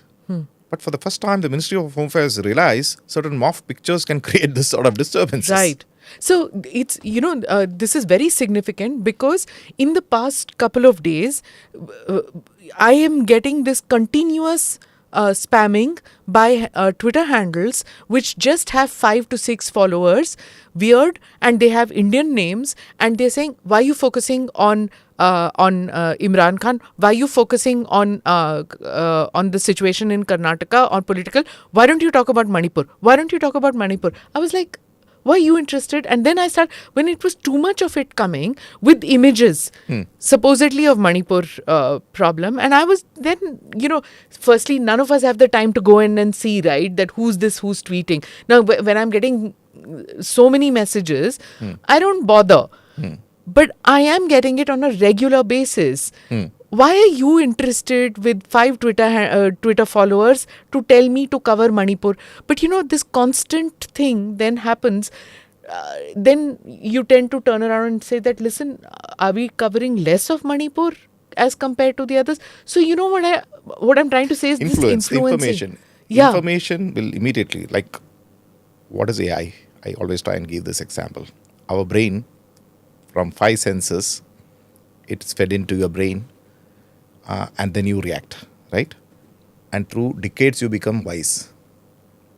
In AI, it's an algorithm with millions of sensors feeding data into it. And this, it will rapidly become, it is slowly will become intelligent and will become wise. It might take, I don't know how much time will it take. I can't predict this. This can also be orchestrated using AI. If they identify as a key influencer, people can easily create, sock puppets, they call it. Or it can be people, or it can be organizations will say, let's key person, Smita, editor. Let's just, slightly find out if they know what pinches you. If I'm told that you've been recently blessed with a grandson. A story of a grandchild, will it pick you? Information is power. If that AI or that organization or that individual knows what are your tastes, how can they befriend? How can they, influence you? What will make you react? That is influence. So there's also this whole thing of genetics that comes into play, because you have also said that besides, when you talked about that DARPA was created to control population, there's also that China is, talking about how they can influence DNA, influence genetics into their soldiers and make that. Okay, so I recall the article now. I had said in the next 30, 40 years, there will be huge, rapid explosion in technologies, which is unprecedented in the history of mankind. Things will so rapidly change. Jobs will get, economies will get affected, everything will get affected. Okay? But three major things. AI, nanotech, and genetics. Okay? Maybe you can add quantum too. These are places, if you don't concentrate, you'll miss the bus. And it'll be the equivalent of Columbus landing up in America thinking it's India. No, America. Huh. And you saw the differential in technological advance between a European population and the red Indians. They just got wiped out. Correct. So for me, they say history. If anything, what history teaches you, because we have not changed much. After the modern Homo sapien has arrived, last 10,000 years, we're the same people. We've not changed. Our basic motivations, etc. Culturally, maybe some we are slightly more aware, etc. But we think in some ways. So there is a danger. Since I'm a national security, intelligence guy, my job to write and warn. So how do you do that? How do you overcome? We need to rapidly reorient our economy, because till now we are very clear that the public sector is not delivering. It's not that people in the public sector are not good. I told you about the GFR. The GFR does not allow you to be agile and react very fast for anything. Even in communist China, it is the private enterprises who have done all this innovation. Or they have created circumstances wherein, they have become agile. And look at the rapid jump they had in the last 30 years. We need to do this. Otherwise, we are an equally old civilization which has survived all these thousands of years. Which could be wiped out too. So then there'll be some who will say, oh, this is fear-mongering. This is... but sir, I don't mean to denigrate what you do and what you say, but what I'm trying to say is every time that, this comes out from government or from officials that, oh, this is what will happen, people turn around and say कि ये तो हमको डरा रहे हैं. Okay, that is true. Okay, but if you look at the recent literature, 10 years back or 8 years back, I think. Even Snowden was also told that, right, when he did it. Yeah. When he came out. Before Snowden, when I said that cybersecurity, what is being taught, confidentiality, integrity, availability, is not a comprehensive thing what is being taught, people were very polite. Okay? After Snowden, this was, how did you know? Multidisciplinary approach. What I am telling you today, there are so many people speaking about it. We started talking about it about 8 years back. De-dollarization, 8 years back. Now you'll ask, how did I know about de-dollarization? That word was not even there. De-dollarization. Yes, the word was not there. But it is, I'm not an economist by any, leap of Yeah, faith. I know this. What you said about that American can keep printing its dollars. Yeah, and- finally, it's a Ponzi scheme. No, it's so simple. If you just look at the emperor without the clothes, it's a Ponzi scheme. It will run its course, right? That isn't. Now, it's the first guy who says the emperor doesn't wear clothes. Correct. Yeah. This thing, maybe with after this podcast, people might refer back and say, "Okay, this you did bring me, and I did on you." Let us see. Yeah. No one can predict the future. Correct. Yeah. And sir, I wanted to ask you this question. Recently, we have these lot of cases of honey trap and all these things happening. Recently, a DRDO top scientist was caught leaking information. A to lieutenant authorities. general also. He's rank of a lieutenant general, ma'am. Yeah. Very senior, director of a very prestigious lab. Now, have you ever come across such cases while monitoring the other side? Of course. Women have always been used as weapons. We had Vishkanyas, right?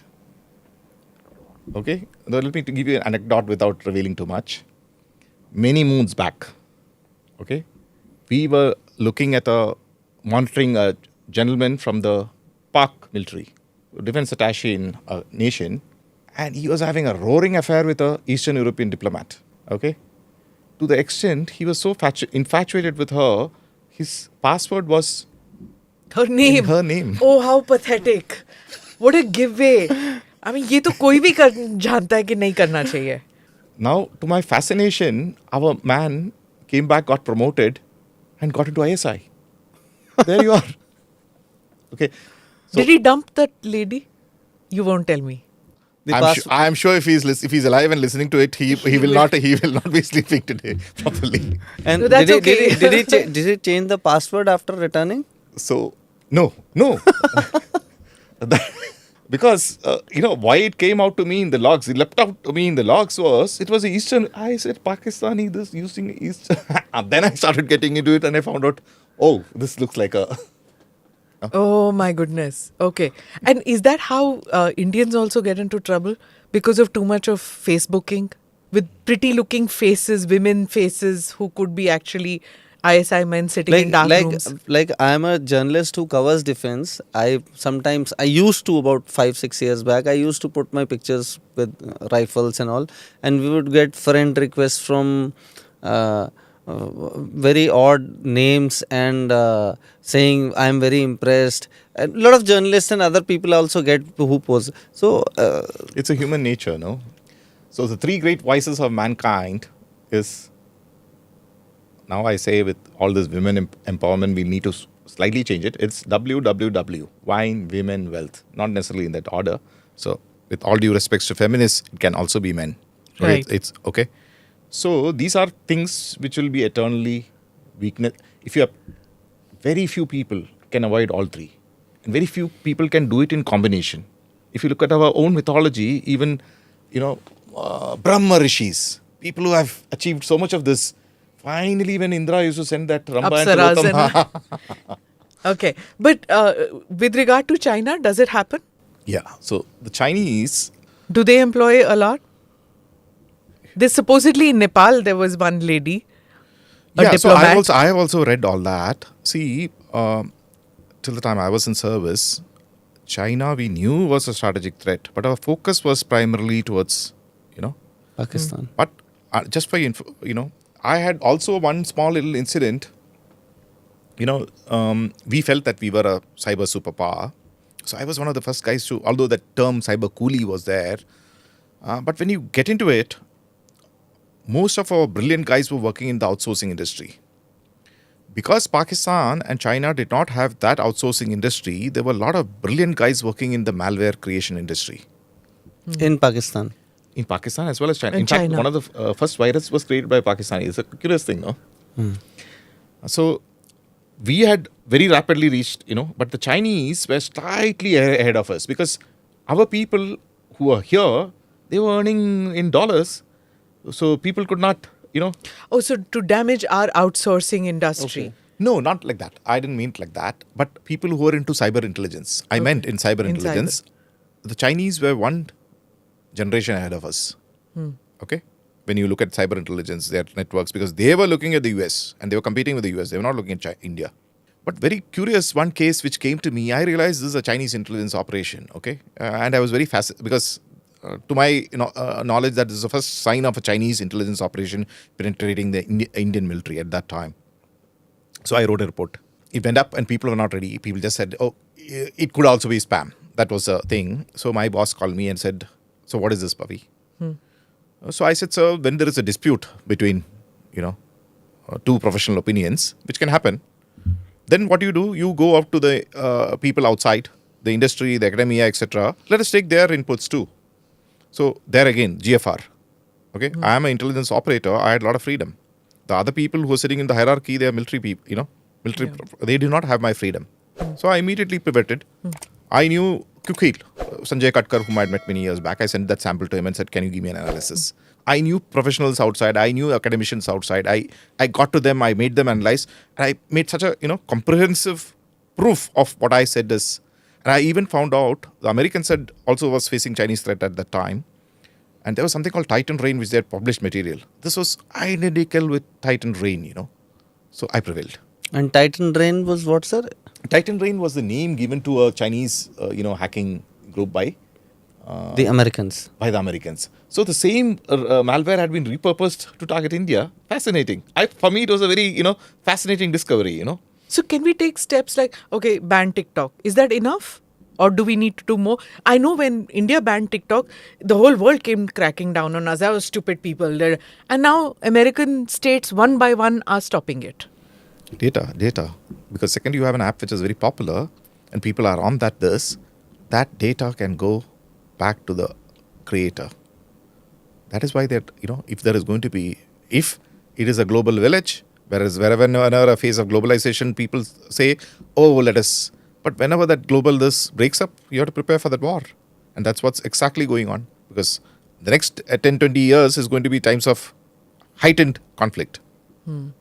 Okay, a beautiful book written by Ray Dalio called The Changing World Order. He's analyzed it from an economic viewpoint. He's dug back into the history of, global currencies. But it's connected to... So since I study multidisciplinary to do that, I then, present my, picture using multidisciplinary this. That's why I study different people. Okay. And I had a lot of time because I changed into the intelligence core. My boss always used to be 1,000 kilometers away. And the job content, I never used to believe in working hard. Working smart was a better way to do it. I had a lot of free time. I go. Thank you, Col Rajan. Thank you so much for sharing all this information.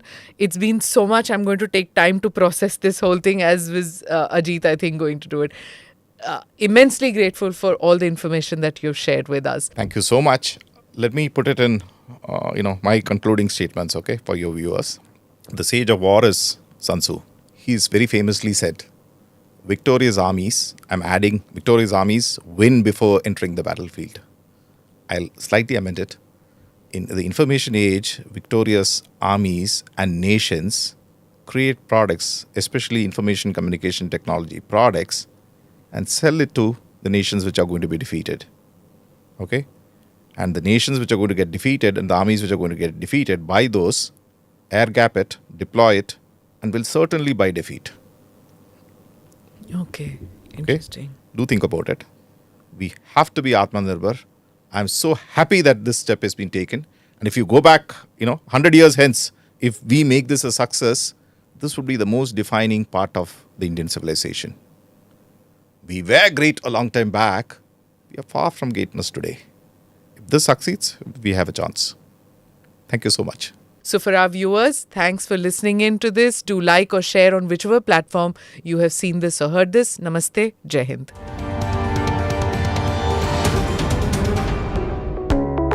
Click here to watch the previous episodes.